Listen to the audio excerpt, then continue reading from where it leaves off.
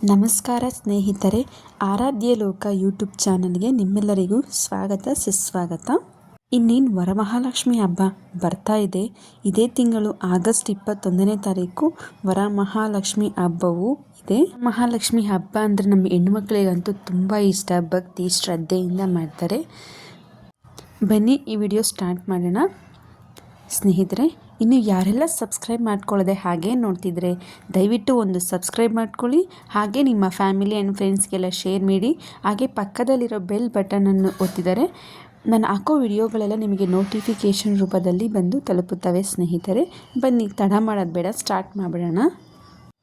ವರಮಹಾಲಕ್ಷ್ಮಿ ಪೂಜೆ ಬಹಳ ವಿಶೇಷವಾದ ಪೂಜೆ. ಈ ದಿನ ಮನೆಯಲ್ಲಿ ಲಕ್ಷ್ಮೀ ದೇವಿಯನ್ನು ಅಲಂಕರಿಸಿ ಪೂಜೆ ಮಾಡುವುದು ನಮ್ಮ ಸಂಪ್ರದಾಯ.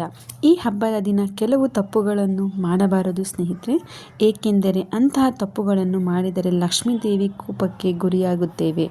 ವರಮಹಾಲಕ್ಷ್ಮಿ ಹಬ್ಬವು ಸಂಪತ್ತು ಮತ್ತು ಸಮೃದ್ಧಿಯ ಲಕ್ಷ್ಮೀ ದೇವಿಯನ್ನು ಪೂಜೆ ಮಾಡುವ ಹಬ್ಬ.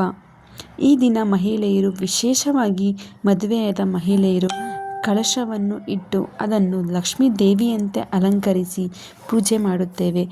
ಈ ದಿನ ಮಹಾಲಕ್ಷ್ಮಿ ದೇವಿಯನ್ನು ಪೂಜಿಸಿದರೆ ಹಣ, ಸಂಪತ್ತು, ಸಮೃದ್ಧಿ ಬರುತ್ತದೆ. ಅಲ್ಲದೆ ಅವರ ಗಂಡನಿಗೆ ಆರೋಗ್ಯ ಮತ್ತು ಐಶ್ವರ್ಯ ಸಿಗುತ್ತದೆ ಎಂಬ ನಂಬಿಕೆ ಸಹ ಇದೆ. ಸ್ನೇಹಿತರೆ, ಪ್ರತಿ ವರ್ಷವೂ ಶ್ರಾವಣ ಮಾಸದ 2ನೇ ಶುಕ್ರವಾರದಂದು ಈ ಹಬ್ಬವನ್ನು ಆಚರಿಸುತ್ತೇವೆ. ಈ ದಿನ ಕೆಲವು ತಪ್ಪುಗಳನ್ನು ಮಾಡಬಾರದು. ಅಂತಹ ತಪ್ಪುಗಳನ್ನು ಮಾಡಿದರೆ ಲಕ್ಷ್ಮೀ ದೇವಿ ಕೋಪಕ್ಕೆ ಗುರಿಯಾಗುತ್ತೀರಿ. ಕಲಶ ಸ್ಥಾಪನೆ ಮತ್ತು ಸೀರೆ ಯಾವ ರೀತಿ ನಾವು ಕ್ರಮಗಳನ್ನು ಕೈಗೊಳ್ಳಬೇಕು ಎಂದು ತಿಳಿಸ್ಕೊಡ್ತೀನಿ ಸ್ನೇಹಿತರೆ.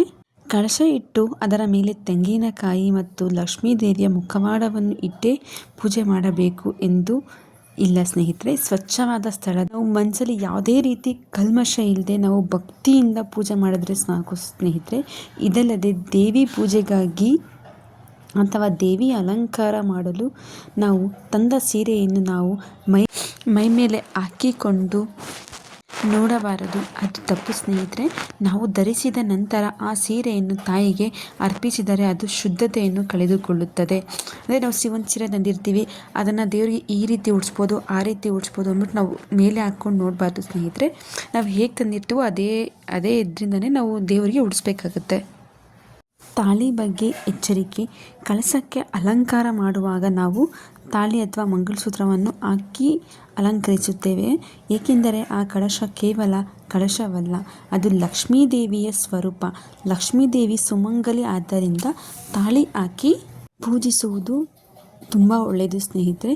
ನೀವು ಧರಿಸಿರುವ ತಾಳಿಯನ್ನು ಅಥವಾ ಮಾರುಕಟ್ಟೆಯಲ್ಲಿ ಅಂದರೆ ಅಂಗಡಿಯಿಂದ ಸಿಗುವ ನಕಲಿ ತಾಳಿಯನ್ನು ದೇವಿಗೆ ಹಾಕಬಾರ್ದು.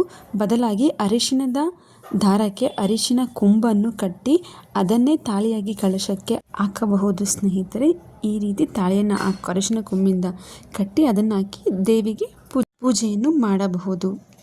ನಾವು ವರಮಹಾಲಕ್ಷ್ಮಿಗೆ ಪ್ಲಾಸ್ಟಿಕ್ ಮತ್ತು ಕಬ್ಬಿಣದ ಮಣೆ ಅಥವಾ ಟೇಬಲ್ಲು, ದೇವಿಯನ್ನು ಪ್ರತಿಷ್ಠಾಪನೆ ಮಾಡಲು ಪ್ಲಾಸ್ಟಿಕ್ ಮತ್ತು ಕಬ್ಬಿಣದ ಮಣೆ, ಟೇಬಲ್ ಅಥವಾ ಇತರ ಪೀಠಗಳನ್ನು ಬಳಸಬಾರದು. ಬದಲಾಗಿ ಮರದ ಪೀಠ, ಮರದ ಮಣೆ ಅಥವಾ ಮರದ ಟೇಬಲನ್ನು ಮಾತ್ರ ಬಳಸುವುದು ತುಂಬ ಒಳ್ಳೆಯದು. ಇನ್ನು ಕೆಲವರು ಅಲಂಕಾರಕ್ಕೆ ಎಂದು ಸುಂದರವಾಗಿ ವರಮಹಾಲಕ್ಷ್ಮಿ ಕಾಣಲಿ ಎಂದು ಪ್ಲಾಸ್ಟಿಕ್ ಹೂಗಳನ್ನು ಬಳಸ್ತಾರೆ, ಲೈಟ್ಗಳನ್ನು ಬಳಸ್ತಾರೆ. ಇದನ್ನು ಮಾಡಬೇಡಿ. ಈ ದಿನ ಲಕ್ಷ್ಮೀ ದೇವಿಯನ್ನು ಅಲಂಕರಿಸಲು ಯಾವುದೇ ಕಾರಣಕ್ಕೂ ಸಹ ಪ್ಲಾಸ್ಟಿಕ್ ವಸ್ತುಗಳು ಅಥವಾ ಲೈಟ್ಗಳನ್ನು ಬಳಸಬೇಡಿ. ಬದಲಿಗೆ ಫ್ರೆಶ್ ಆಗಿ ಇರುವಂತಹ ಹೂಗಳನ್ನು ಬಳಸಿ. ಚಾಮಂತಿಗೆ ಹೂವು ಆಗ್ಬೋದು, ರೋಸ್ ಆಗ್ಬೋದು, ಮಲ್ಲಿಗೆ ಹೂವು, ಈ ಥರದ್ದು ಯಾವುದಾದ್ರೂ ಹೂವು ಬಳಸಿ. ಪ್ಲಾಸ್ಟಿಕ್ ಡೆಕೋರೇಷನ್ಗೆ ಅಂತ ಹೇಳಿ ನಾವು ಯಾವುದನ್ನು ಸಹ ಬಳಸಬಾರ್ದು ಸ್ನೇಹಿತರೆ. ವರಮಹಾಲಕ್ಷ್ಮಿ ಹಬ್ಬದ ದಿನ ಮನೆಯಲ್ಲಿ ಆಹಾರವನ್ನು ವ್ಯರ್ಥ ಮಾಡಬೇಡಿ, ಏಕೆಂದರೆ ಲಕ್ಷ್ಮೀ ದೇವಿಯು ವಿವಿಧ ರೂಪಗಳಲ್ಲಿ, ಧಾನ್ಯ ಲಕ್ಷ್ಮಿಯೂ ಒಂದು ವರಮಹಾಲಕ್ಷ್ಮಿ. ಆದ್ದರಿಂದ ಸಾಧ್ಯವಾದರೆ ಆಹಾರವನ್ನು ಯಾರಿಗಾದರೂ ದಾನ ಮಾಡಿ ಸ್ನೇಹಿತರೆ. ನಂತರ ವರಮಹಾಲಕ್ಷ್ಮಿ ಹಬ್ಬದ ದಿನ ಕಲ್ಲರ್ ಬಳೆಗಳು ಬೇಡ. ವರಮಹಾಲಕ್ಷ್ಮಿ ಹಬ್ಬದ ದಿನ ಲಕ್ಷ್ಮೀ ದೇವಿಗೆ ಹಸಿರು ಅಥವಾ ಕೆಂಪು ಬಣ್ಣದ ಬಳೆಗಳನ್ನು ಧರಿಸಬೇಕು. ಲಕ್ಷ್ಮೀ ದೇವಿಗೆ ಅರ್ಪಿಸುವ ಬಳೆಗಳು ಒಡೆದಿರಬಾರದು.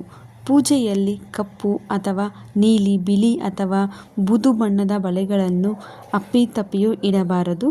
ಮನೆಗೆ ಬಂದ ಮುತ್ತೈದೆಯರಿಗೂ ಸಹ ಹಸಿರು ಬಣ್ಣದ ಮತ್ತು ಕೆಂಪು ಬಣ್ಣದ ಗಾಜಿನ ಬಳೆಗಳನ್ನೇ ನೀಡಬೇಕು ಸ್ನೇಹಿತರೆ. ಇನ್ನು ವರಮಹಾಲಕ್ಷ್ಮಿ ಹಬ್ಬದ ದಿನ ಗರ್ಭಿಣಿಯರಿಗೆ ಬಾಗಿನ ಕೊಡುವುದರ ಬಗ್ಗೆ. ಪೂಜೆಗೆ ಮುತ್ತೈದೆಯರನ್ನು ಕರೆದಾಗ ಗರ್ಭಿಣಿ ಮಹಿಳೆಯರು ಬಂದರೂ ಅವರನ್ನು ಯಾವುದೇ ಕಾರಣಕ್ಕೂ ಅವಮಾನಿಸಬೇಡಿ. ಅವರನ್ನು ಗೌರವದಿಂದ ಸ್ವಾಗತಿಸಿ. ಗರ್ಭಿಣಿಯರು ಬಾಗಿನ ತೆಗೆದುಕೊಳ್ಳಲು ಬಂದಾಗ ಅವರಿಗೆ ಅರಿಶಿನ, ಕುಂಕುಮ, 2 ತಾಂಬೂಲಗಳನ್ನು ಮತ್ತು 2 ಬ್ಲೌಸ್ ಪೀಸ್ಗಳನ್ನು ಕೊಡಬೇಕು. ಈ ಸಮಯದಲ್ಲಿ ವಿಧವೆಯರು ಏನಾದರೂ ಹಬ್ಬಕ್ಕೆ ಬಂದರೆ ಅರಿಶಿನ ಕುಂಕುಮ ತಗೊಳ್ಳೋಕ್ಕೆ ಮನೆಗೆ ಅವರನ್ನು ಅವಮಾನಿಸುವುದು ಮಾಡಬಾರದು ಮತ್ತು ಖಾಲಿ ಕೈಯಿಂದ ಕಳುಹಿಸಬಾರದು. ಅರಿಶಿನ, ಕುಂಕುಮ ಮತ್ತು ಬ್ಲೌಸ್ ಪೀಸ್ಗಳನ್ನು ಕವರಿನಲ್ಲಿ ಹಾಕಿ ಕೊಡಬೇಕು. ಇಂತಹ ತಪ್ಪುಗಳನ್ನು ಯಾರೂ ಮಾಡಬೇಡಿ ಸ್ನೇಹಿತರೆ. ಈ ವಿಡಿಯೋ ನಿಮಗೆ ಯೂಸ್ಫುಲ್ ಅಂತ ಅನಿಸಿದರೆ ನಿಮ್ಮ ಸ್ನೇಹಿತರಿಗೂ ಸಹ ಶೇರ್ ಮಾಡಿ. ಇನ್ನು ಯಾರೆಲ್ಲ ಸಬ್ಸ್ಕ್ರೈಬ್ ಮಾಡ್ಕೊಂಡಿಲ್ಲ ಸಬ್ಸ್ಕ್ರೈಬ್ ಮಾಡ್ಕೊಳ್ಳಿ ಸ್ನೇಹಿತರೆ. ವಿಡಿಯೋ ನಿಮಗೆ ಸ್ವಲ್ಪನಾದರೂ ಇಷ್ಟ ಆಗಿದ್ದರೆ ಲೈಕ್ ಮತ್ತು ಕಮೆಂಟ್ ಮಾಡಿ. ಧನ್ಯವಾದಗಳು ಸ್ನೇಹಿತರೆ.